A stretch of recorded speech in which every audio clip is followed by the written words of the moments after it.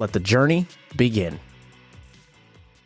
Welcome back to another episode of Key Factors Podcast. I'm your host, Mark Jones, and we are powered by ReviewMyMortgage.com, the largest index of mortgage programs in the nation.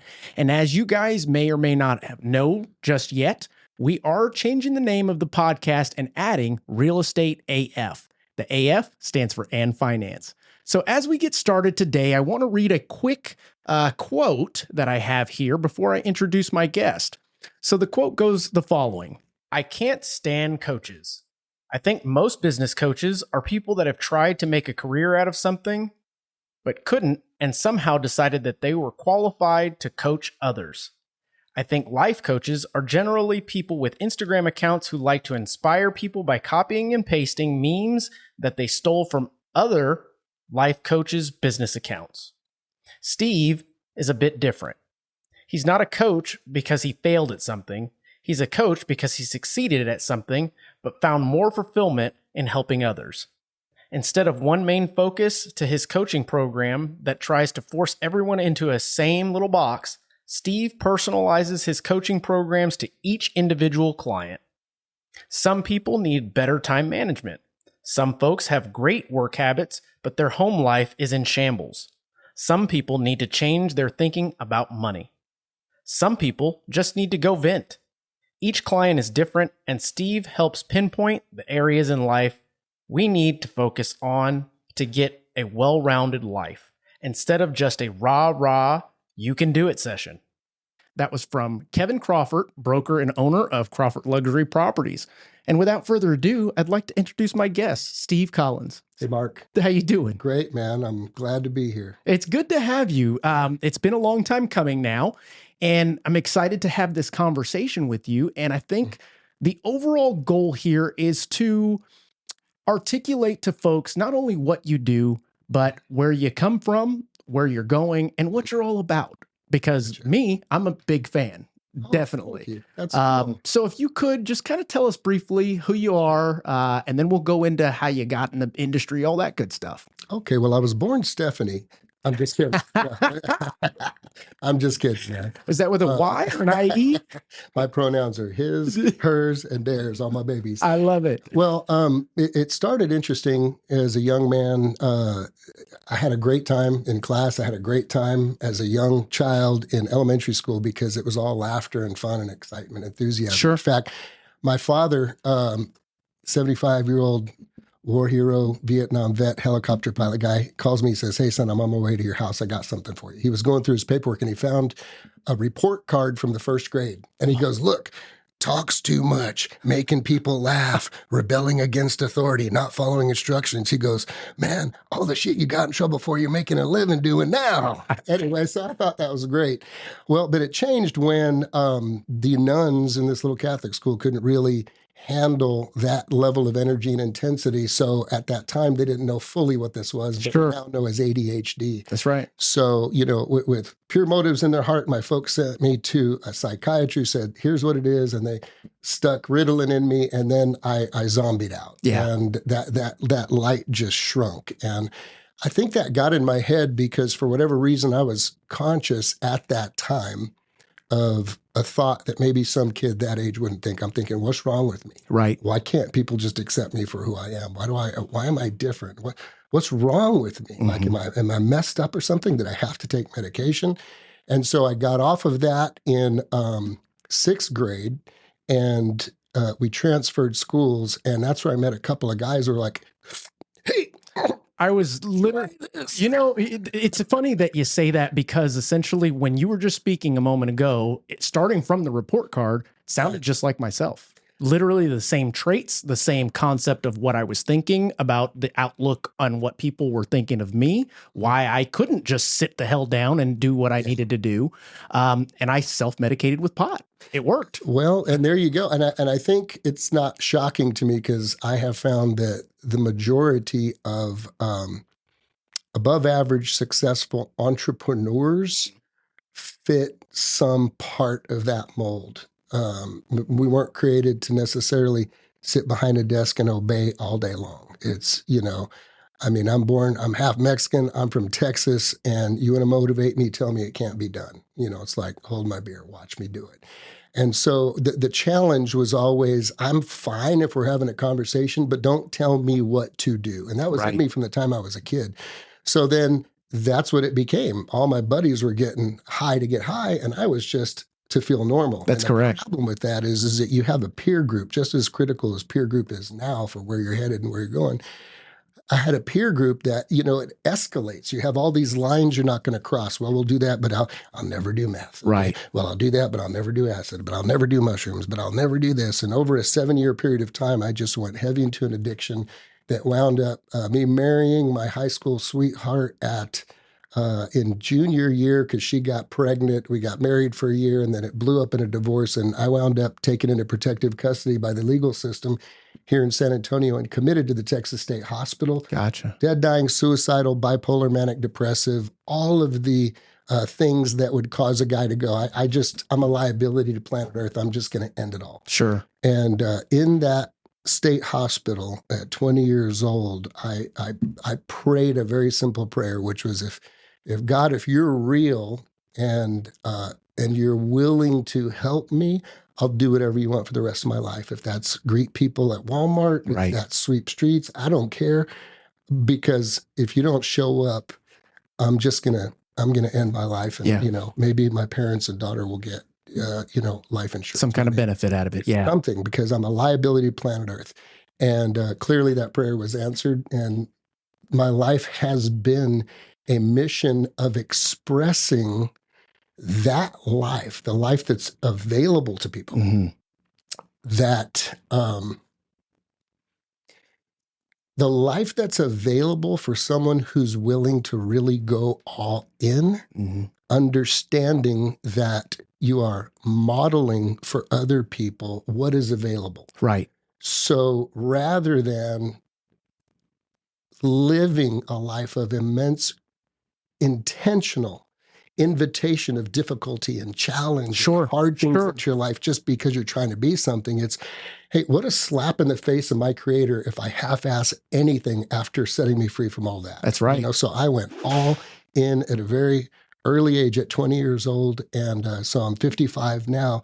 And the life's journey has been one of being directed to do a thing, Sure. a career or whatever it may be, and then going all freaking in on that thing until it's time to transition, being directed to another thing.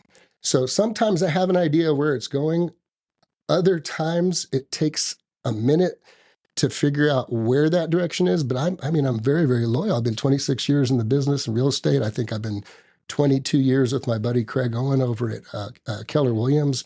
I don't bounce around a whole lot. I get solid. Yeah. And so that created an evolution. Craig approached me one day and said, hey, you know what? I'm noticing our market center is getting really, really big here. And he said, you seem, I've always seen you investing in your marriage with Angela. Will be 30 years this year. Congratulations. Being a good father. Thank Absolutely. you. Being a good father. We have 7 kids. You stay healthy and fit. You're spiritually, here's the word I want to use, authentic. Yes. I'm not genuine. I'm not wearing khakis and a polo with a bow tie at church going, hallelujah, brother, how are you? Right. I ain't judging that. That's just not me. I'm the guy that Jesus had a couple brothers and he was like, dude, oh my God, I'm going to call you the sons of thunder. What the hell's wrong? You need to bring fire down from the sky and burn people? Yes. Like, he hung with those guys. Yeah. Okay? So I'm of that DNA, and I'm not going to say that I'm not going to apologize for that. That's who I am, how I am. I made peace with that. And so when I looked at Craig, said, you spiritually are here, you're locked into, you just seem to be winning in like almost all the areas that are important. What would it look like for us to have you hand the baton to your real estate team so they could sell, and you step into a role where you can maybe multiply yourself, Sure. or at least help other people who are struggling to understand that it's not either crushing it in business or life, but that you can have both. And in all these areas, you can be achieving a certain amount of success. It doesn't have to be sequential. you know, like Tony Montana. Right. In this country, first you got to get the money, Two. then you get the money, then you get the power, then you get the power, then you get the woman. Right? That's right. Hey, problem, man, with that we is just talked about that on the last discussion with Philip Becker. Absolutely. Yeah. Well, you know, and it's wild when you think about that because maybe on the way to get the money and the power, you lose the woman and you have to start all over again 3 or 4 times. So I happen to believe by experience that you can be having progress that's significant and notable in all of those areas simultaneously with some good leadership, good direction, some tools and models, and ultimately what some people would call coaching. I mean, the word is so played out right now, but it's spending time one-on-one with someone who's giving their undivided attention to you, asking the hard questions, drawing out of you what's in you after you've taken the time to get crystal clear on what you think winning looks like for you specifically. And then you nail down on that and you're relentless until that person, you know, achieves those goals. So that's where it started. Being faithful here in town. We had 650 agents at the time when I started 9 years ago, and we got as high as 1,200. Then we had some market shifts, but we even beat Gary Keller out. It's the largest KW in the world, out of over 800 offices. And in the 9 years we've been in our coaching program, the people we've served have closed over 70,000 transactions for $20 billion in sales. So, I mean, but more important than that, if you talk to anybody who's been a part of our program, they don't say, hey, I'm making more money only. Right. They're saying, my marriage is freaking rocking. My tools for being a parent are amazing. I have a powerful morning routine. I'm leaning into my health and well-being and my fitness. I have a spiritual awareness that there's something bigger than me out there. And I'm not going to just close my eyes because I don't understand it. I'm going to pursue that. I'm crystal clear on what winning looks like for me individually. And it's none of my business what anybody else thinks about me at this point. So the people that enter our world, they're transformed in all areas. That makes sense. It's important to them. Right. There's some folks, we have some atheists, we have some agnostics who are like, I'm not interested in that, but here's what I'm interested in. And we're like, let's rock and roll. We can do that too. Yeah. So it really has been a journey of becoming the greatest version of myself I can possibly become in keeping with that promise made in the state hospital. And now the last couple of years has been, now that I'm down to 2 of the 7 kids, and they're low maintenance, they're meatheads, they love to work out. They're like, Dad, I'm tired, I want to go to bed. And I'm like, it's 8:30, bro, go to bed. Cool, cool. You know, they want to work out early in the morning. They just want to eat. And so they're easy. So Angela and I said, what we've been deferring for our entire life raising these kids, which is growing and scaling and traveling and making a greater impact, it's time. Yeah. And so at 55, I think there's people who are looking for ways to slow down. And I'm freaking, I feel like Seabiscuit behind the gate. That's awesome. On steroids. That's awesome. Like, God dang, as a matter of fact, my dad is your age, and I'm going to have him watch this back so that he can hear just that right there. Yeah, man. I'm telling you. Fire under his ass. I hope it blesses him, man. Because, you know, Gary Brecka, who's with 10X Health, said something very powerful that I'd never heard before. He said, aging is nothing more than the aggressive pursuit of comfort. Okay. So that's a deep, deep concept when right you there. think about it, aging is nothing more than the aggressive pursuit of comfort. And people get into my age like, well, yeah, my knees hurt, my back hurts, my ass hurts. I think, what can I do to retire? What can I do to slow down? And I'm just like, what the hell can I do to blow up? What can I do to do more? How can I push myself further? How can I push this aging, whatever this thing is, off? And I've been sick once in 8 years, man. You know what I mean? Oh, and my morning routine would knock out the average 20-year-old. I love that. I mean, before I even walk in the office. But it's all intentional. Yes. And it's not that I'm superhuman. I'm just crystal clear on exactly what's important to me, exactly why it's important to me, and how those disciplines create like a giant rock being thrown in a small pond. I'm completely conscious of the responsibility of the actions that I take impacting lots of people I've never met that followed stuff on social media. So I carry this weight of responsibility with pleasure. You know, Absolutely. It's not a burden. No, it makes sense. It helps me to go hard because I go, okay, man, I do this, lots of people are going to benefit. I do that, I'm going to screw a lot of people up. And it just makes living right easier. No, that makes good sense. So I've got tons of questions and things that we can I guess, articulate to folks and paint the pictures of folks. And that's what we'll be getting into. But before we do that, I do want to ask what drove you to getting into the real estate business as you were coming out of that whirlwind? Yeah, I'm so glad you put that out there. Well, there was a real struggle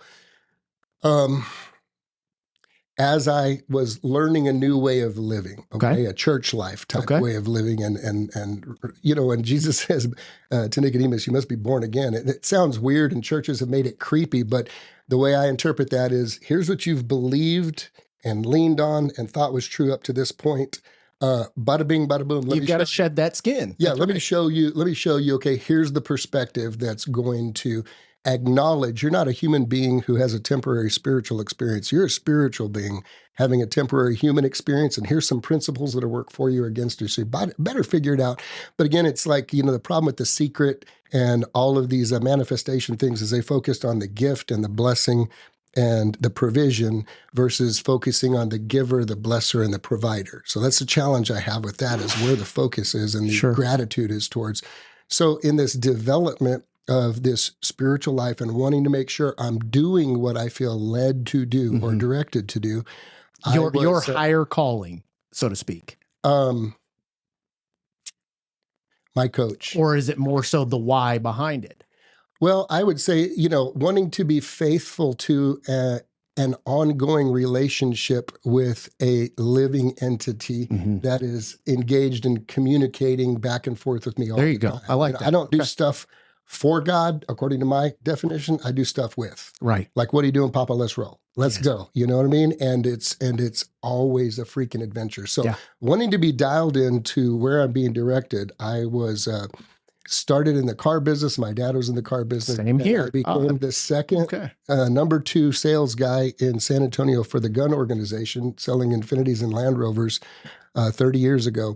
And I had just had my biggest month. I was one of the top sales guys at that place, but I had worked like 80 hours. And I had just been married a few years, and I'm like, this sucks. I have money, I have cars, I can do whatever I want. I denied every manager job because I'm like, failure leaves clues. You get a guy in management, he's gone. I earn more than him, and you keep the top sales guy, so I don't want any of that. Just let me sell.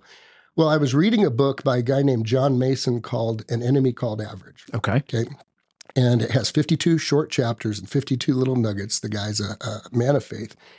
And it started out by saying you can learn a lot about yourself by asking specific questions. So the question that it asked in that book when I was on the showroom floor in between helping people was this: if you could make one major life-changing decision today, and God guaranteed you, not only would it not fail, but you would succeed wildly, what change would you make? And I sat there and I thought about it, and I thought, this is such a funny thought. I thought, okay, what are my gifts and talents and skills? It's communicating, it's connecting, it's sales. Now, let me ask, was that something that you answered for yourself, or did you have outside influence helping you determine what those factors were? Well, I had a lot of people my whole life go, my God, you can sell ice to an Eskimo. You're going to be a great salesman. But, in America, we have this trippy thing about salespeople being, cheesy or manipulative. Negative. That's right. It's a negative connotation to it. So I just used to laugh about it. But I love what my mentor, Zig Ziglar, used to say. He'd say, when people say you can sell ice to an Eskimo, he goes, that's not a salesman. That's a con man. I agree. I'm not a con man. I will find out what's important to somebody. And if I have what they need, then I will cause the transfer of that. I love that. Place, right? So it's a different mindset. But I'd been hearing that. I've been hearing you have the gift of the gab. I knew from a very early age that I could articulate and think on my feet and communicate much more effectively than the average child or a person.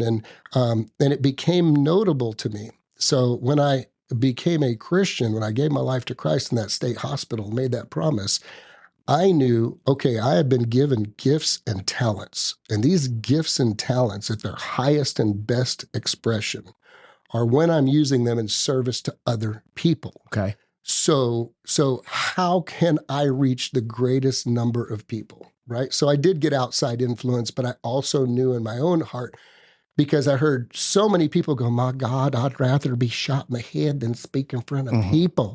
I'm so afraid. And then there was data out there like people would rather die than do public speaking. And I was like, dude, let me jump on that stage and let's have some damn fun in this place. Let's go. Right. Well, to be fair, in your aspect, many, and I'm talking a good chunk of the population, don't know yet what their strengths are or are not honest with themselves as to what your strengths and your weaknesses are. And I think that is one of the best traits that you knew early on is I know what I'm good at. I think it's the difference maker between what Zig Ziglar would say when he describes people, that people are either a wandering generality or a meaningful specific. Very good. And so I see a lot of trouble with all age groups when there's no vision for why am I here? What am I doing? 78% of the American workforce is said to be disengaged. And it's probably because they're doing what they feel like they have to do to pay the bills without ever having made the courageous decision to lean into their gifts and talents and strengths. And then you and I talked a little bit, we could talk a little bit about that later, about how do you take gifts and talents and strengths and just magnify the hell out of them? Because you have to say no to almost everything else if you're going to be really exceptional in that.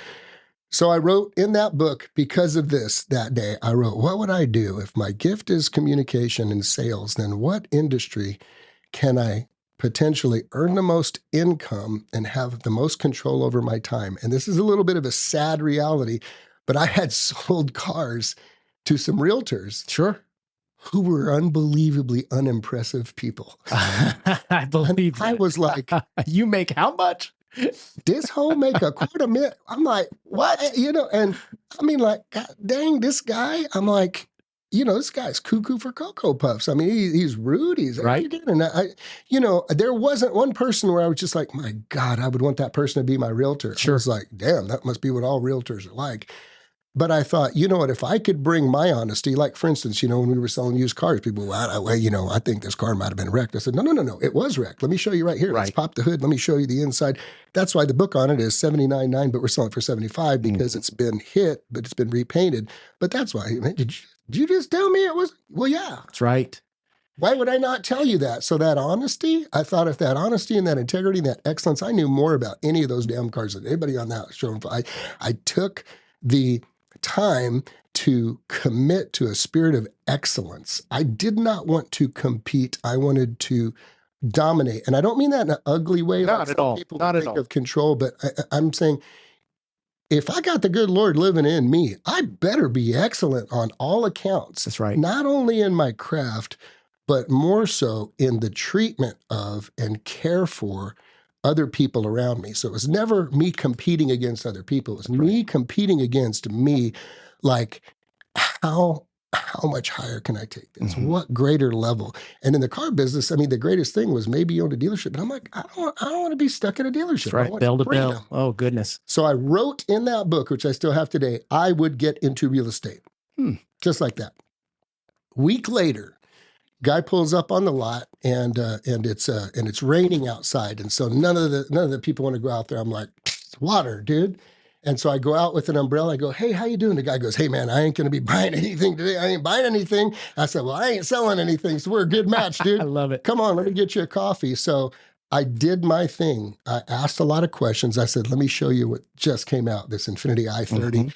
And I pull this car on the showroom floor. I pop open all the doors in the hood. I do this ridiculous presentation. I'm like, bro, you got to let me take you for a ride.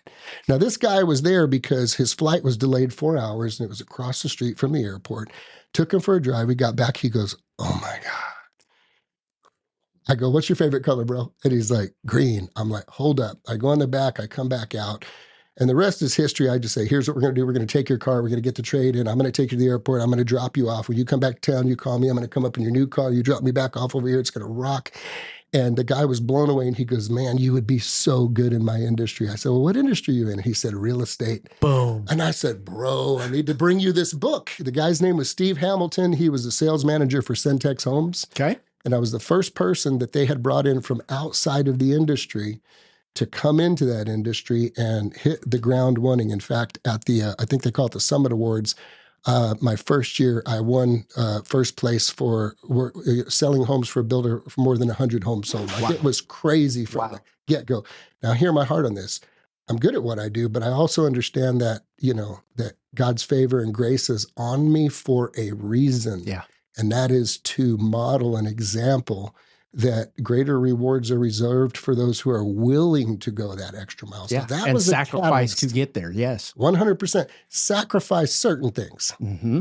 I ain't going to sacrifice my family. Going to sacrifice my wife, my kids. I ain't going to sacrifice my health. So there's some sacrifices that go on in terms of disciplining myself to study longer, study harder, be dialed in, at such a level. One thing I hear regularly, Mark, is people will say, "Hey, man, I know you're real busy. Got you hasty. I know." And I say, dude, I'm not busy. Yeah, I don't like I'm not busy at all. You know what I am? I'm ridiculously intentional and insanely purposeful about every minute God's given me. And I just am really crystal clear in my goals and my priorities and my strategies to get there.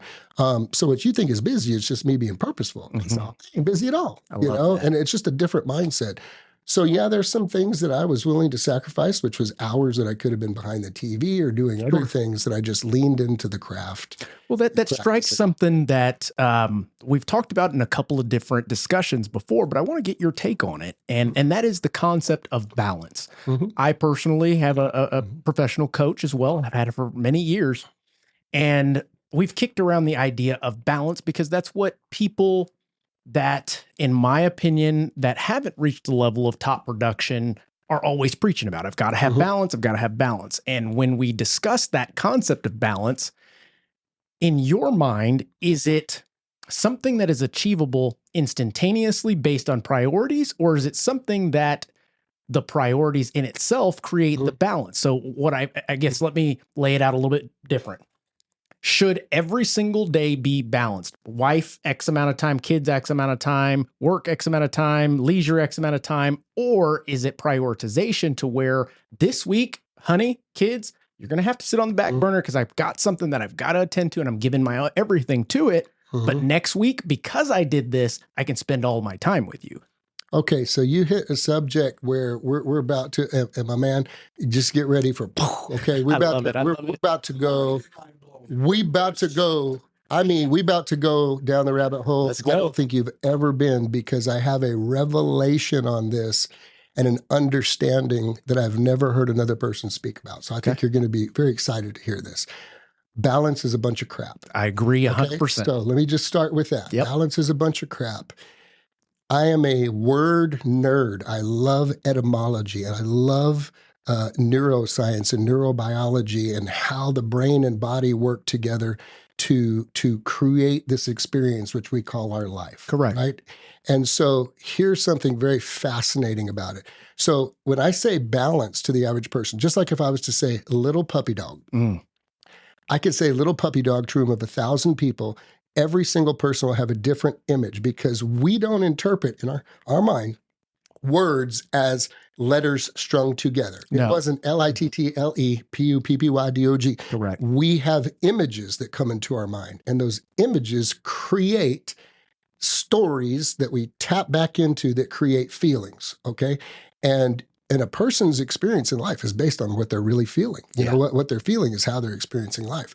So when we say balance, the first flaw in even using that word is that most people have this image of scales of justice and define it the way you just did as equal portions of time. Right. Okay? So I throw all of that out and say, here's what I say. You don't want balance. Nobody wants balance. Right.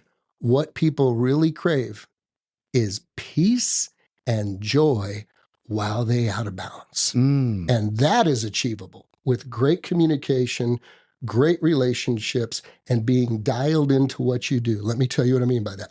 So I say, you don't want balance. What you want is peace and joy while you're in balance. But see, if your wife and kids are upset and they're feeling locked out and you're guilty, that's not peace and joy. If at work you're overwhelmed and stuff's crazy and you're working with crazy people, you don't have peace and joy. But if I understand these two elements that are critical, the science of achievement and the art of fulfillment, very good, and I marry these two together, I'm crystal clear. Here's what I do at work. Here's my 20% stuff. Here's my most important activities. The most important of these activities is this, and that's time blocked for 3 hours. And until that damn thing is done, everything else is a distraction. Yep. So I have a responsibility to crush that, which is going to produce the results. Okay. And then when it comes to home, I have to be crystal clear on what my goal is at home. So for me, I'm going to speak for myself. My goal is to have my wife, when I come home every night, be like, ay, papi. I mean, I want her hot and passionate for me all the time. I don't want to just, get along and do the damn dishes and be goes with emotions. Correct. I want her to be like, ooh. It's usually the other way around, though. You know what I'm saying? I'm usually like, hey, mama. But my point is that I know my heart for my wife and my kids is that they absolutely know I love them and that they're the highest priority in my life. I have a sign on my door at home. In fact, I'm going to bring you a sticker. It says, time to give my family the best of me, not the rest of me. I love that. So when I'm coming in from the garage, I look at that and I'm like, okay, brother, game on. You ain't getting sloppy seconds up in this place. We're going to go. This is who I really am called to be. Yeah. My work funds my life. Yes. My work is not my life. That's my business. This is my life. Let's bring it strong here. So how do you do that? Okay, well, the big game changer for me, so you achieve peace and joy while being ridiculously imbalanced, love it. Yep. Okay, is I read the book called The 5 Love Languages. Okay. Had you heard of that? I have. Okay. Absolutely. So this idea is... and the, what is it? 7 dysfunctions of a team. At the same time, the focus funnel was introduced into my life. And I don't know if you've heard about that. Rory something or other wrote the book about the focus funnel. But go ahead and I'll see where that fits in with it. Here's the concept behind it. And Angela and I learned this like in our 5th year of marriage at a marriage conference. So I would come home and I'd see her beat up little car. It would be dirty. It would have trash inside. It would be empty. I'd be like, oh man, I'm going to take this across the street. I'm going to fill it full of gas. I'm going to make it all nice. I'm going to put a little air freshener in here. Woo, and then I would come home. Hey, baby, how? And she's like, oh my God, give me a hug. And I'm just like, yo, what are we going to eat tonight? She's like, oh, we'll figure something out. And I'm like, girl, I've been gone all day. And so she was always trying to hug on me and touch me. Sure. And I was always doing stuff for her. Yeah. And so what we learned in this seminar is that the challenge is we receive or feel loved when one of 5 particular things is happening, either acts of service, okay, doing something for you, words of affirmation, you're so special. Confirming that, yep. Right, words of affirmation, quality time, receiving gifts, and physical touch. Okay.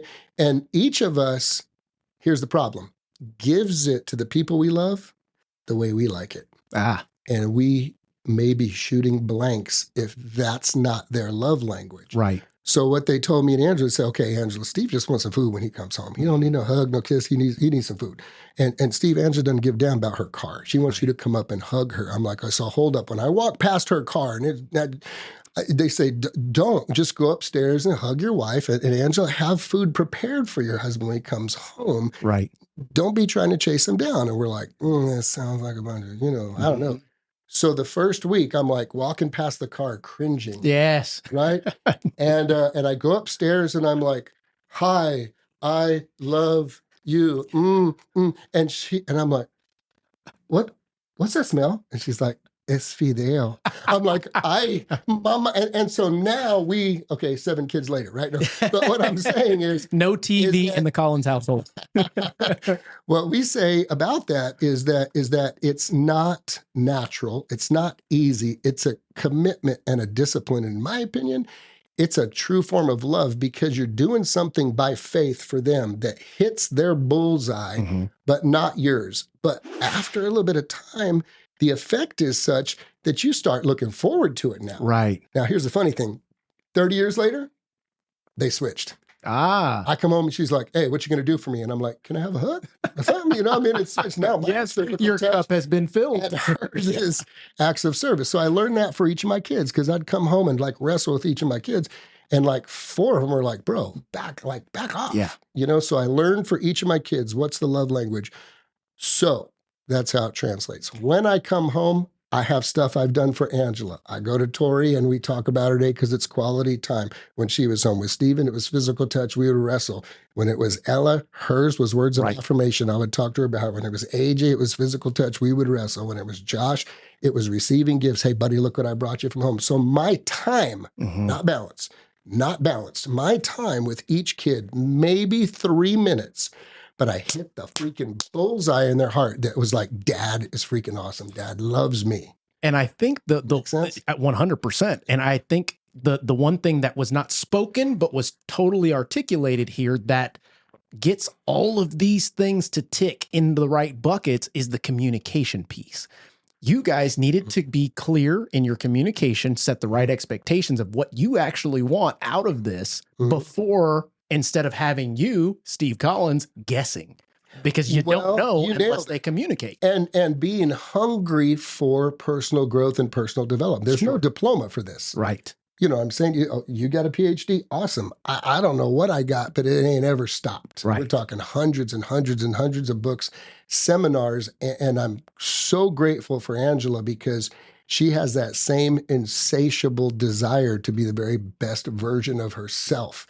So we found ourselves seeking opportunities to learn and to grow, inviting difficulty inviting a seminar where we might be uncomfortable or frustrated or stressed out. We welcome the things into our lives because here's another one that I think will bless your heart, man. So almost everybody I know was told by their parents with a pure heart at some point, mijo, just do the very best you can. That's all you can give us, okay? You can't do better than, you know in your heart if you're doing your best. Right. Okay, so do your best. That's all we can ask of you. We can't ask anyone. And then we go into the world knowing when we've really done our best and when it's not working out, we can throw in the towel, right? So here's the powerful coaching question I bring to all of our clients. When you from your heart can say, I've done the best I can in my marriage, Mark. I've done the best I can and it ain't working. I've really given it my best. There's nothing else I can do. I'll say, okay, Mark, you've done the best you can.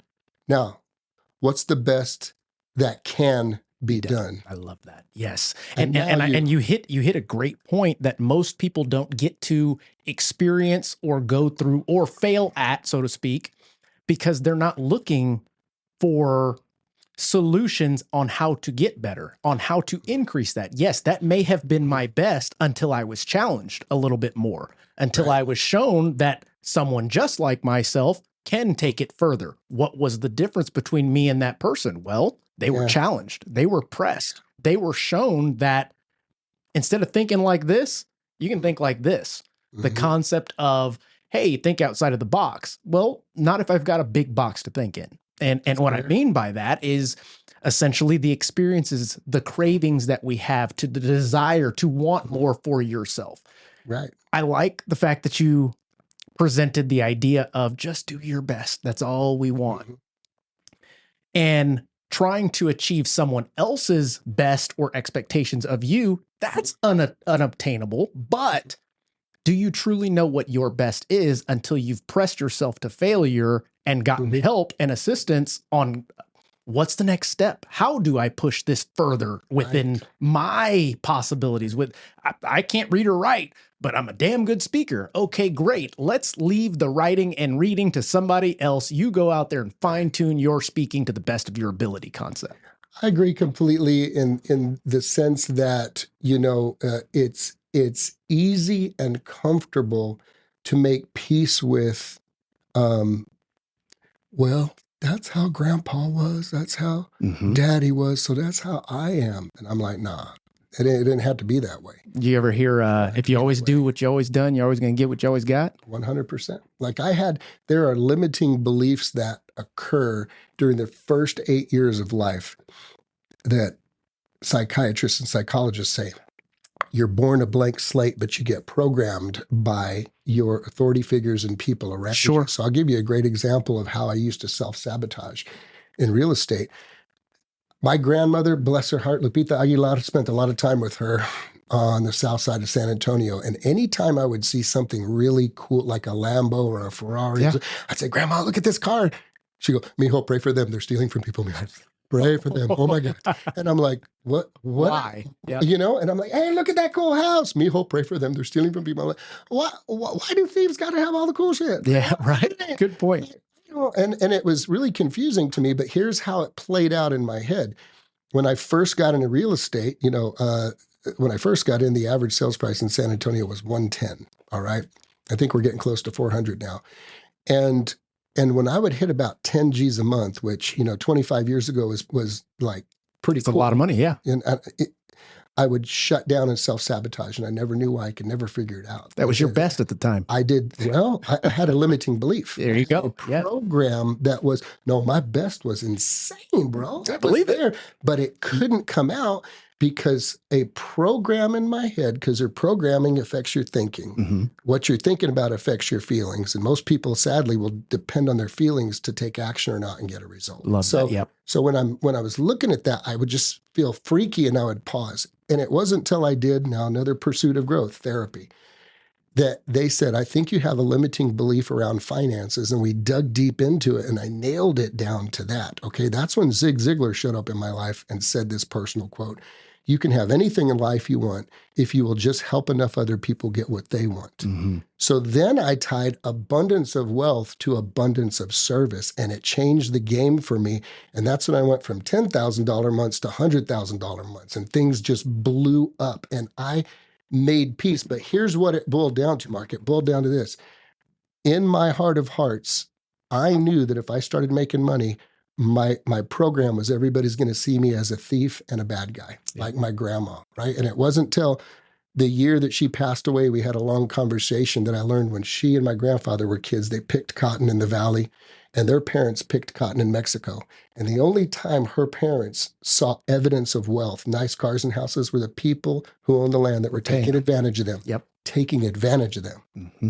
They're hurting me and my family. That got passed on to my grandma. Yeah. That got passed on to my mama. It got passed on to me, but it stopped with me, thank God. So with my kids, I started saying, when they'd see a Lambo or Ferrari, I'd say, ooh, Victoria, look at that. I said, I'll tell you what, you see the woman driving that car? That woman probably helps a lot of people. She probably has a very successful business. Absolutely. She's probably changing people's lives, man. She's touching lives. She's making lives better, baby. And they're like, woo. And I'm proud to say at 17, she got in the business, and her team, the Maloof team, will do 500 transactions this year. You know, she's awesome. Scott's first hire. His first day as a realtor was my first day as his coach 9 years ago. And I've watched my daughter bloom. I've watched my kids bloom with this new revelation that abundance of income is attached to abundance of service. Correct. Right? So we changed that and that's our trajectory. That's so funny right there. This in itself is, again, another confirmation of the journeys that we are taking in the paths, and how similar people that are out there live different lives, but we tend to gravitate or follow in the footsteps of others that we're trying to emulate, but we don't know truly what each individual stories are. But then you take a step back, or you actually get in a room with someone, you go, holy shit, that's very similar. Holy cow. Isn't it interesting? Very much so. It is. And so, very much so. So how do you create a group or a tribe of people who want to see you win as much as you want them to win? And that's been, for me, the biggest blessing is I've surrounded myself with coaching clients who want me and our coaches to win as much as we want them to win. So when I'll give you, for instance, I had a big week ahead of me, and I had a son that was going through some real challenges, and his love language is quality time. And I really felt, it was a Sunday night, and I just felt something in my spirit. I'm like, man, I mean, he's isolating. There's all these little signs. So I told Angela, I said, hey, would you be cool if I took him out of town for a week? And she goes, he's not going to go. He wouldn't go. He wouldn't go with you, you know? And I said, well, let's just see, you know. I had that sense, that leading. So I approached him and I said, hey, man, what do you think about you and I flying out of town tonight and just getting in nature for about a week? And, you know, he got real teary-eyed. He goes, let's do that, Dad. Let's do that. And I was like, wow, okay. So we got tickets to Tahoe that night for me and him. I called every coaching client, hey, here's what's going on, right? And then we took off. And when I came back the next week for my coaching appointments, 4 clients said the same thing. I just said, hey, I'm sorry. I'm sorry I did that at the last minute. We missed our coaching appointment. They said, I did not miss a coaching appointment. You literally modeled for me how to put God first, your family second, and business third. Wow. And that was my coaching appointment, you making that decision to go away with your son. That solidified and changed our relationship and the trajectory of his life that 1 week to do that, which the grace of God, real estate, freedom of schedule, abundance of finances, all of those things play together for you to really take those risks and those chances and just the liberties that come with serving a lot of people. So absolutely, being surrounded by people who want you to win, I think, is a huge, huge deal. Well, that and the concept of having enough cojones to take that risk in letting your customers at the time, your students, your pupils, taking that risk on saying, hey, I've got this life event that I need to take care of right now. And some of them could have said, ooh, this is unacceptable. Sure. And from your concept or from your perspective and who you are thus far that I've learned would have said, then we're probably not a good match or not a good fit in all honesty. Yeah, 100%. I think if there's anybody that I had one guy that came to me from another brokerage and he was like, hey man, well, my last coach was able to do, you charge too much and you're too expensive. And I said, no, bro, you just can't afford me. I love that. It ain't an expense problem. It's an income problem on your side. Yeah. Okay. And so I can help you with that. And he's like, man, what are you talking about? I talked to this coach and he said he'd do it for half. And I said, and that's the coach that's going to coach you how to negotiate and run your business? Good job. Yeah. Is that smart? So what I hear you saying is you want a coach who's weak and doesn't have the skills to defend their income. And then he came back and I go, hey, we ain't a good match, baby. That's right. It's okay. Hey, you know what? I'll save you some more money. Just jump on YouTube. You'll be fine. Like, vámonos, Vato. I'm intentional about not being around drama or anything that causes me to experiencing anything less than like joy for myself. Like I want to be around people and experiences and events that light my fire because I've kissed death's face multiple times, man, multiple times. And nobody has time for that kind of drama, You're right. And I think the underlying fact of this matter and what you're discussing or what you're giving us right now is showing people that they do have the choice to choose. I will bring that to my life or I will not stand for that in my life. And it is totally up to us individually to make that choice. Are you going to allow things to compromise your plan? Are you going to allow your time to be sucked from something that adds zero value to your life, adds zero joy to your life? It's up to you. And a lot of folks believe that things happen to them instead of they happen and you deal with them. Happen for me is another level. I like that. Right? Yes. This is happening for me. That's right. For my growth. Sure. And well, you're 100% right. And I think that when it comes to the idea of how we interact with others, so I did this thing. I did a live video every day on Facebook for about 5 years. And then I did a personal quote every single day. Yep. And one of those quotes is, if you compromise your values to get what you want, you're going to live a compromised life to keep what you've got. Oof. Okay. So yes. I'm very conscious of the fact, and I think I put it on some of the notes we put out here, like what does God, family, and business look like and feel like in real life? And everybody's got their own concept of what that is. I've always said people who have an issue with God don't really. They have an issue with someone that they felt associated with God that represented him very poorly. Right. The way I look at it is, if God had a desk in heaven, my picture would be on it, baby. That's how we roll. You said that, okay? And I envisioned the Hasselhoff famous picture. Yes. Exactly, man. And so I just have this concept that, I really can't mess this thing up. Right. I'm always going to have somebody having my back, which gives me a lot of liberty to move in directions without fear. As you touched on earlier, a lot of people are afraid of failure. And the truth of the matter is failure is the metric of success for the person committed to personal growth. Let's go over that because that in my opinion is the biggest. Is it a concept? Is it a lesson? Is it something that we will continue to gain as we move further or push further, I should say, in this life that we live? And the idea behind what people these days have this massive idea that failure is so bad. I don't even want to experience failure at the thought of what it's like to fail. Yeah. So I am not a conspiracy theorist by any means. But I think there's some truth to certain things. And I believe that, particularly in the American school system, the agendas originated with a way to prepare kids to follow instructions and sit behind a desk for 8 hours a day. I mean, the idea of go to school, make good grades, get a good job, live a good life, that's been preached for how long? As long as I can remember. As far as the nation goes, entrepreneurs, creatives, problem solvers, little rebels were not celebrated. They were tolerated and punished.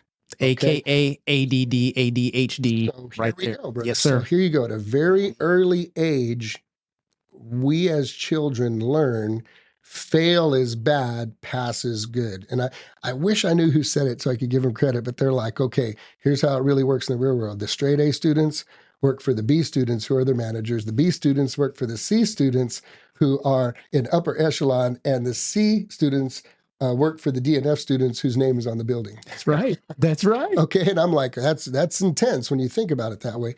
But when I look at it, I think that there's a lot that happens in youth that sets the course for a way a person's mind is going to be fixed, unless one of two things hits them, like Mike Tyson, and that is inspiration or desperation. And even that concept in itself, to your point, you can be inspired once and it could change something, but it's not going to be something that is a consistent belief in that. It's a constant inspiration, or something that is deep enough that gets you fired up to keep that going. Because a lot of people will go to these get you pumped up seminars. They'll go to these different types of give you this, pay this fee to get pumped up for a bit. And most have to go back to another one and another one and another one, where the idea is take that stuff that they gave you and go incorporate it in your life. That's where coaches show up. Yes, very much so. I know for you, for me, I mean, at one time I had 8 coaches because it was that important to me to excel in those. And you know, Zig Ziglar, his son, Tom, we were chatting and he said, Dad learned way too late in his life. They did an interview of thousands of people after Zig's death. And they asked one simple question: what about Zig changed your life? Now get this, he was a speaker. That's what he did, right? He also wrote 35 books, but he was a speaker.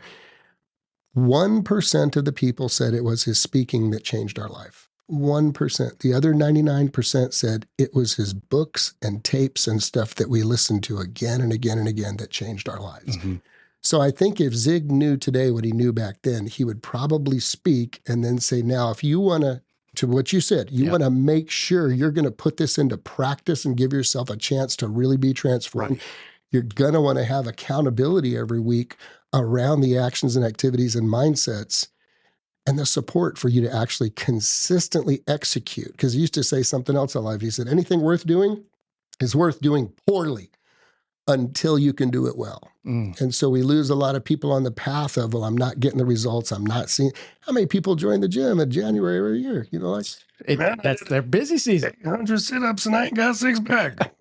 And I'm like, well, bro, like, you've been in the gym a month, man. You weigh 300 pounds. Like, we need a couple of years with you. That's right. But my point is that we get discouraged. And if we don't have accountability in our lives, if we haven't said, I'm willing to give an account and be inspected by another human being that I respect and trust, who I may be paying, you know, and investing a significant amount in to come into my world for that, to help me stay on track, the chances of people continuing that execution, even if they're highly motivated and inspired, are not good. But then the other was the desperation. See, desperation is a tough taskmaster. When desperation shows up, hey, the guy who won't stop drinking and his wife threatens to leave and he won't stop drinking, comes home and the house is cleared out. that man might show up to AA. Yeah. He might be ready to make a change because desperation said, hey, buddy, you're going to write me a blank check. There was a big enough risk in losing something. 100%. Yeah. Is that something significant happens, and that's a catalyst for life change. So I think you asked what it was. I'm going to answer that question according to what I believe. I believe it's a philosophy of life. If my philosophy is failure is like, if I'm trying to lose weight and I have a scale, my metric for how I'm doing is the number on the scale. Right. If I'm committed to personal growth and development and being the best version of myself, the metric and measure of that is failure, because that says, bro, it didn't work. You're not there yet. You didn't work. So let's try this. It didn't work. Let's try that. Let's try this. And it's that willingness to interpret failure. And another thing Zig said, 'cause he's brilliant, failure is an event. It's not a person. You're not a failure. I like that. This didn't work. Thomas Edison, how did it feel to find 10,000 failures in creating the light bulb? I didn't fail 10,000 times, man. I discovered 10,000 ways it didn't work. That's right. That's it. You know, there was a commitment to fulfilling that vision for him. And so everything was just an iteration that didn't work. It wasn't, oh my God, I'm a failure. But I think that's where people get caught up. Number one, they don't even want to take the chance because of fear, because they don't want to be seen as a failure. Correct.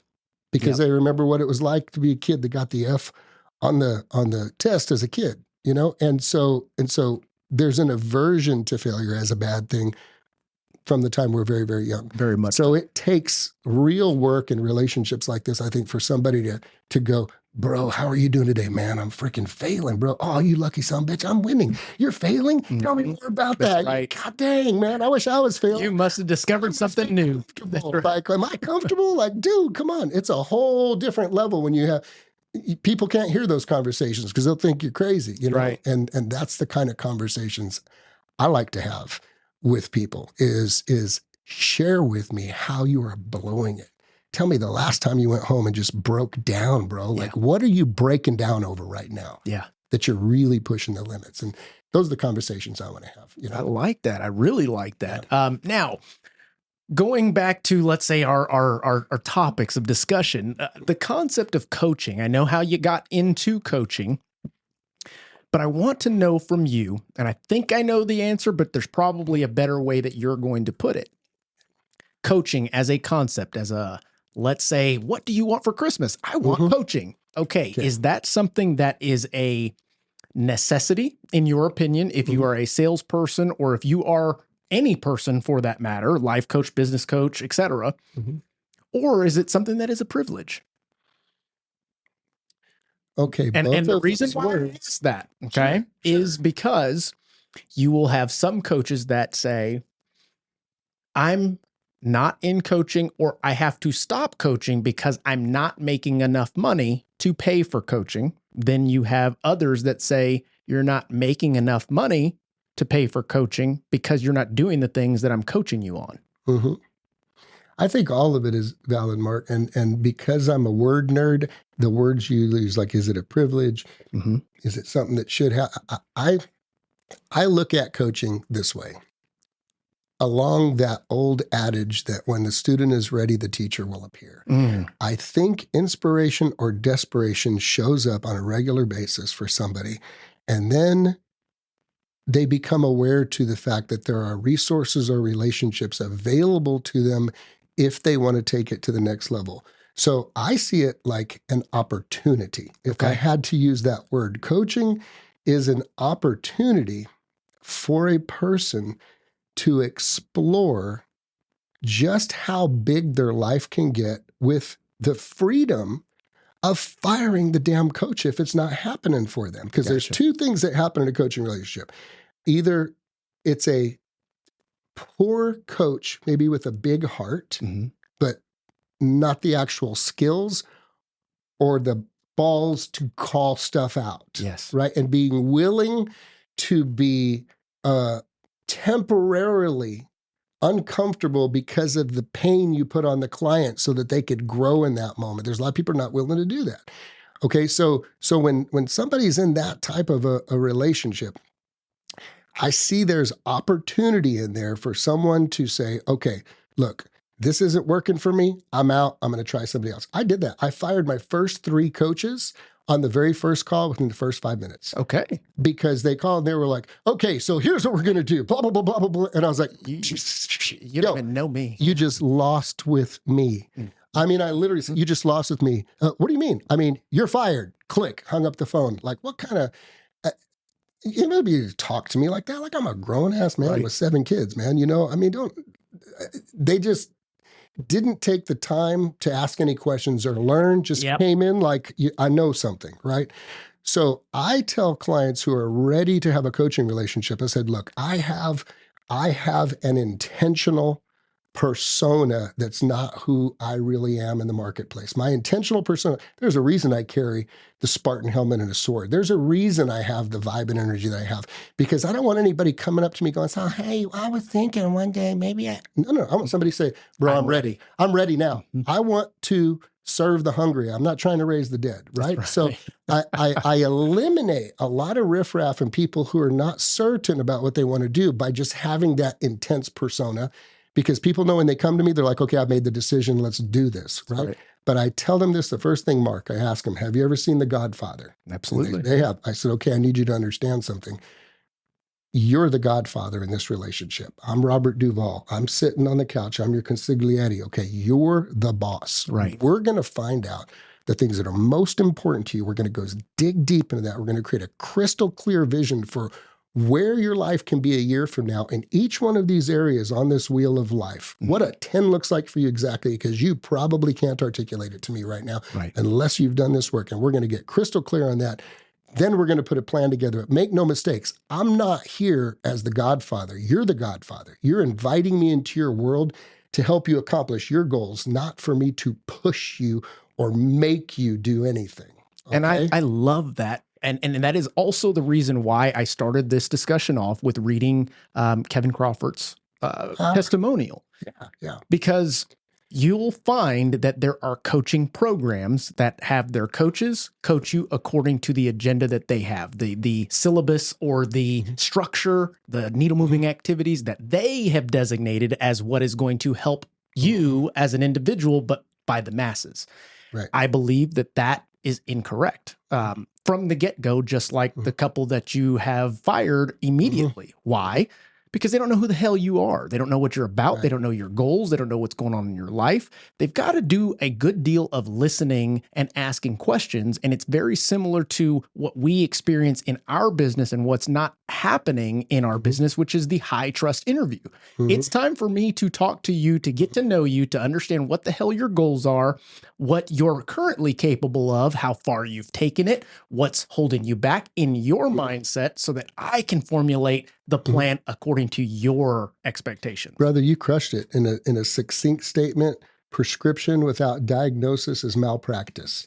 And that, you're trying to prescribe, you didn't even, Steve, you took no notes. That's, in my opinion, what is happening in our industry as a whole, both on the real estate and mortgage side of things, is we've had a slew of low-hanging fruit situations. And we're talking from maybe 2019, even before the pandemic, up until now, this point, maybe the past year or so, when rates start coming up, people have to understand that this is not just a throw it against the wall, make it stick, reach in the barrel and pull out a fish concept. They're forgetting the initial conversation with their borrower, to where they ask questions, listen, to be able to provide the recommendations and expertise that obtain or that pertain to their situations, not I'm going to take your application and put you in that box. Right. I agree completely. Well, and I think the reason behind that is crystal clear to me as a communication aficionado, and that is, it is much easier for an agent to go blah, blah, blah, blah, blah, blah, blah, blah, blah, blah, blah, blah, blah, blah, blah, blah, blah. Let's go, than it is to say, so Mark, let me ask you a question. Have you sold a house before? Talk to me about what that agent did that you absolutely loved. And I'm taking copious notes, and it's printed out, and it's a system. What do you feel like they could have done better?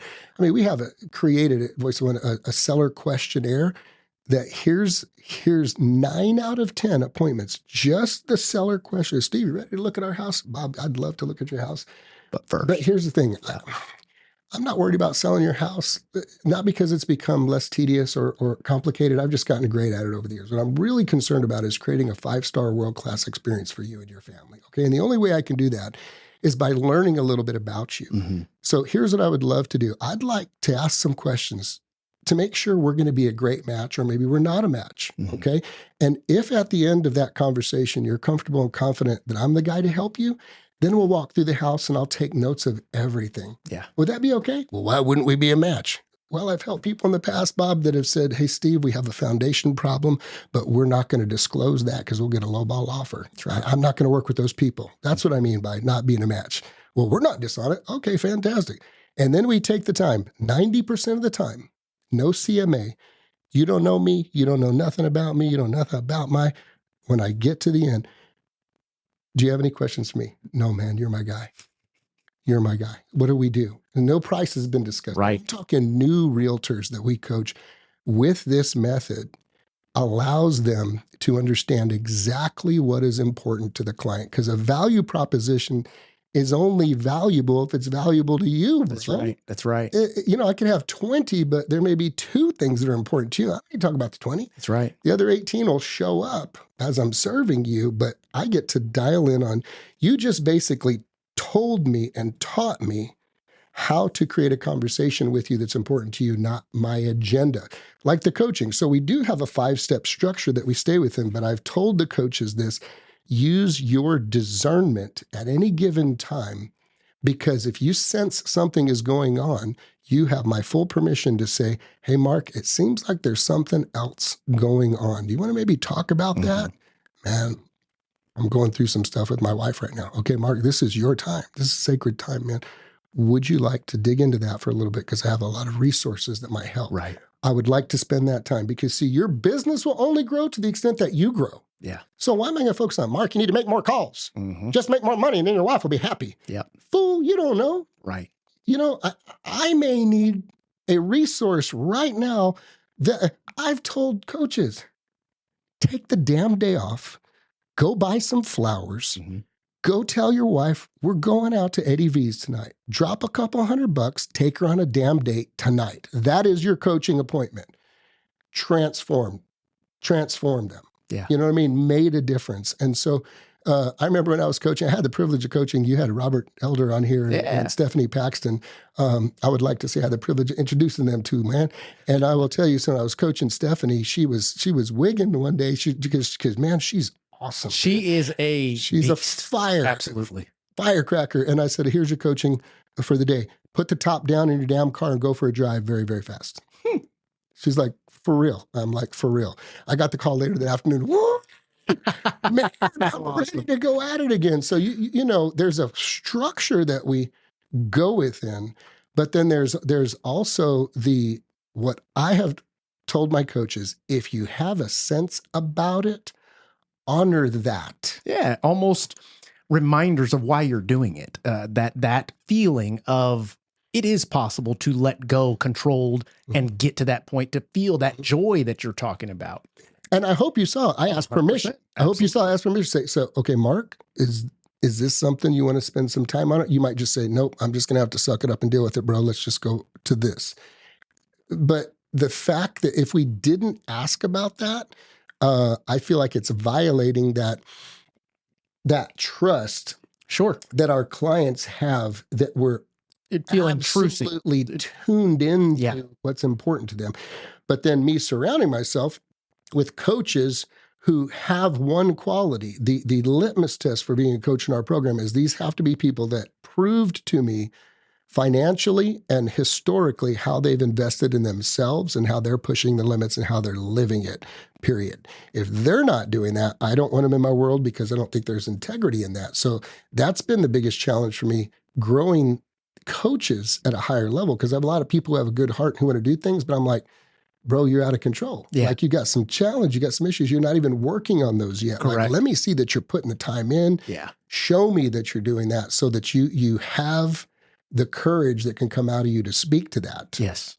And what's at 100%. And what's funny is the response or the concept of what you just articulated there almost coincides with what we originally discussed in the beginning on the love language and speaking to your family and knowing what they want, what makes them tick, what makes them feel good in the idea of speaking with a customer. How the hell are you going to please this customer if you have no idea what the hell pleases them? I think that you just nailed it, man. We can't ever assume that it is money only. You know, I remember probably 23 years ago, it was a crazy market and there was a house over off of Tezel and I had clients who wanted to be in, I think it was called Forest Oaks, and there was nothing showing up in there. And the guy calls me, he goes like, they're putting up a sign in the yard right now. Hey, I want to buy this house. This is the one, I don't care what they're asking for it. So I called and the realtor said, look, I've already got 3 contracts. They just wanted the sign up. And I said, okay, we got a 4th. Well, I don't need a 4th. They're all over asking price. I said, hey, listen, hold up a minute, buddy. I have a responsibility. If you haven't presented to the seller yet, I want to throw mine in the hat. He goes, okay. I said, can you do me one favor? Why is it coming on the market? Will you tell me? And he said, she bought the house original. She'd been married 60 years. Her husband passed away and she has family down here trying to decide what to do. I said, when did he pass away? And she goes, last week. I said, hold on a second. She's been in that house her whole life with her husband. He passed away last week and she doesn't know what she's going to do right now. And they said, well, she's got a very strong-willed daughter from California that's an attorney that wants her to move there. She's got brothers that want her to move here. And I'm like, okay, I'm sending the offer. I advised my clients. We did just asking price, but we wrote into special provisions. We want to honor Mrs. Johnson and the difficult time she must be going through right now. We are prepared to close on this house, and Miss Johnson can stay in this house up to 6 months free of charge until she feels peace about her next decision. Yeah. The second highest offer was 20 grand. The highest offer is 20 grand over asking. Yeah. The realtor, we got the deal clearly. And it was a broker, not a realtor. It was a broker that owned one over there. Ed Bartlett. He said, I've never seen anything like this before. She turned down the extra 20 grand. I go, bro, she didn't need money. No. She needs someone who would understand where she was at. You know, it was a risk being it, but I had a good feeling. I think that demonstrates how important it is to understand the other side. And with that being a risk, it was a calculated risk based on your experience and level of understanding that you're dealing with another person. That person has needs, feelings, wants, et cetera, that when you're coaching, articulating this situation that occurred that you can now coach on is being able to show that person that's never experienced that. I call it, hey, don't step on that same landmine that I did. Right? Bro, I have so much shrapnel. Does that make sense? Yeah. So much shrapnel. Yes. And it allows you to, I don't know, without hesitation, show the way. Why? Because I lived the way. I walked that path already. And this is what matters to someone. Not what you read in this book, but actually face-to-face having conversations, experiencing what people go through and understanding that, hey, this takes priority over this in some situations. And that being the lady's level of understanding in someone else, knowing what she's going through. No, we don't have to have gone through what she's gone through, but you can have empathy for her situation, level of understanding, and know that if she wanted more money, guess what? She'd have come back and said, hey, make the offer higher. And you know what he told me? Everybody was competing for the quickest closing. And I was like, they don't even get it. Know. Like she needs, and my client said, would we make payments for 6 months? I said, hey, do you want the house? Yeah. And they said, yes. And I said, she won't be there 6 months. She was gone in 2 weeks, you know, and that was way before the closing. But I agree with you completely. It's a natural thing, I think, for people to talk. It's a skill that can be developed to really listen well. Yeah. Without the intent to respond or to manipulate, but to truly understand. Because I think if a person is truly understood and heard, it shifts the energy in the relationship. Yeah. You know, and especially in real estate, it's sad that a lot of realtors have one face for their clients and another face for other realtors. And so everybody we coach, I'm like, you will treat your colleagues with the same high level of professionalism and respect that you treat your clients. They're no different. Whoever remains calm win. As a professional, you don't get an off day if you're a professional until it's your day off. Okay, so you just roll. You are two types of realtor. You are a realtor or you are a professional realtor. And a professional realtor is able to maintain a level of self-control and emotional intelligence when another realtor's going nuts, when another realtor's condescending or being ugly. You don't have to play that game. You keep your cool. You model what it looks like to be a true professional. And so when we're coaching, we even dial into all of those intricate details. Absolutely. And I think in the years that I did real estate, because that's the way I treated other realtors, stepping in the coaching role allowed me to become very well received by all the different brokerages. Yes. Even though I've been affiliated with KW, which, by the way, newsflash, we're an independent organization. I don't work for Keller Williams Heritage. Craig's just my buddy for 25 years, but we're an independent S Corp. And as we go national and branch out, as of 2 weeks ago, I've got Craig's blessing. He said, I made peace with it. We're broker agnostic and we can help anybody and everybody. And that's our intention, to take the things that we've been beta testing for 9 years at this market center and then spreading that out across the nation, because I think there's a need for real professional realtors. Absolutely. I agree 100%, especially in this market and the way things have changed or evolved in what we're doing with technology, ease of access, and all the things that consumers who don't fully understand what we do have access to. Yeah. So, man, that being the case, holy cow. So we've gone, JC, what are we at time-wise? 16. Okay, so we've gone an hour and 16 minutes, and I haven't asked any of the damn questions on here. That's good shit. So that being the case, Steve, I actually want to invite you back to have a part 2 of this. It doesn't have to be next week or the following week, but I definitely want to have a part 2 of this because there's so much to extract. And those of you watching, this shit's for free, okay? Just so you know, we might have to charge for this. Before we end it off, I just want to ask, is there anything that you'd like to tell, because we've got home buyers listening, we've got realtors listening, we've got lenders, brokers, mostly real estate professionals, and those that are looking for tips and tricks and anything that they can soak up out of this when it comes to real estate and finance. Sure. I will share a relevant conversation about that that's in alignment with false news, horrific and egregious media manipulation around this NAR lawsuit and such. So, Mark, if I was at your house to sell your house, here's what I would say. I'd say, hey, Mark, let me just ask you a question, because it's really important to me to know that my clients understand things explicitly. Are you crystal clear on exactly how compensation works in a real estate transaction? Mm-hmm. Now, the average person would say what? No. Would you mind if I take a moment to explain it? Please do. Okay. I'm the one cutting the check, so tell me what I'm doing. Yeah. So never in the history of my 26 years of real estate has my seller ever paid a buyer's agent, okay? My fee is whatever percent that I charge to conduct a successful closing and sale of your home. Okay.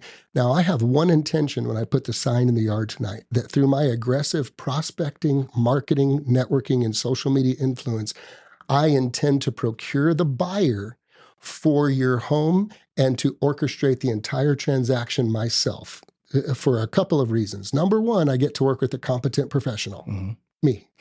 Okay.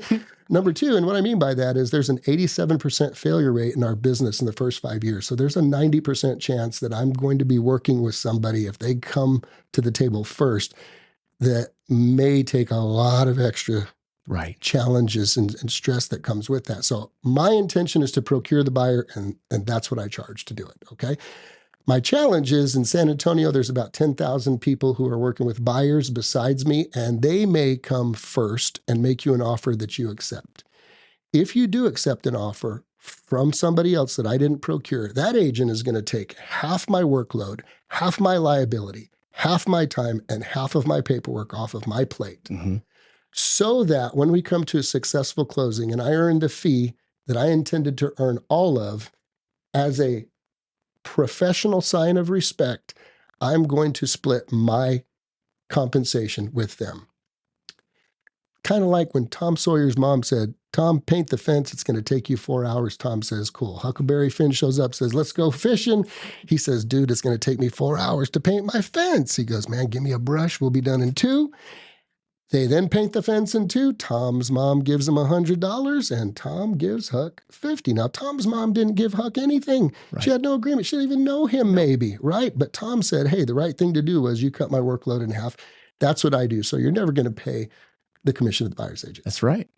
So that's the conversation we're coaching our clients to be able to articulate so that sellers have an understanding. It's semantics, and what's being put out there and what's being proposed is just, there's a lot of it is not true at all. Absolutely. And I agree with all of that. I don't think I have heard a better articulated way of presenting that in the situation that realtors are being faced to have to present. Now, mind you, this is something they should have been presenting the entire time, to be honest. Texas is one of those states that we've had the buyer's rep agreement. We've had the expectations in there. So I think we're a bit ahead on that. And all the fear that's coming out is just, hey, it's business as usual. There was a video that I saw a while back where back to the Huckleberry Finn concept is if you find somebody dumb enough, they'll do it for less.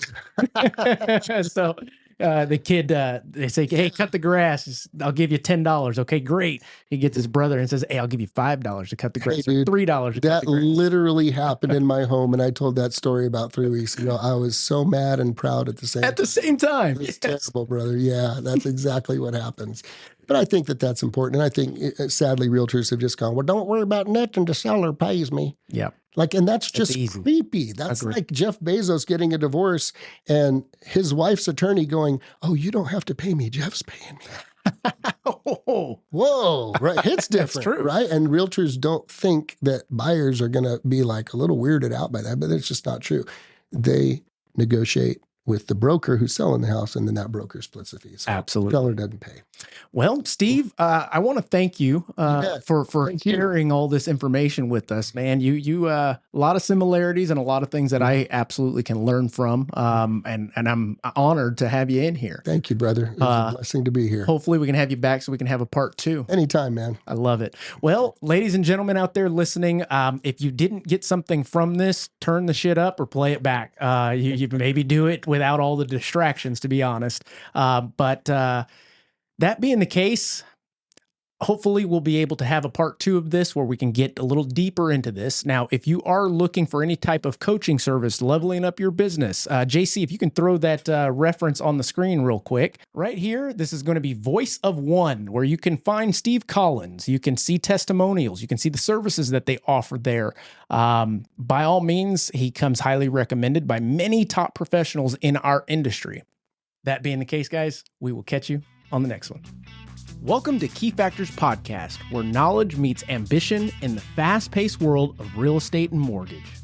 I'm your host, Mark Jones, bringing you the latest insight, trends, and expert advice to navigate this dynamic property market. In each episode, we dive deep into the heart of the industry, dissecting market movement, exploring investment strategies, and unlocking the secret to real estate success. Whether you're a seasoned professional, an aspiring investor, or simply looking to stay ahead of the curve, this is the ultimate guide to making informed decisions in the world of property and real estate. So grab a seat and let's uncover the key factors that make all the difference. Welcome to Key Factors Podcast. Let the journey begin.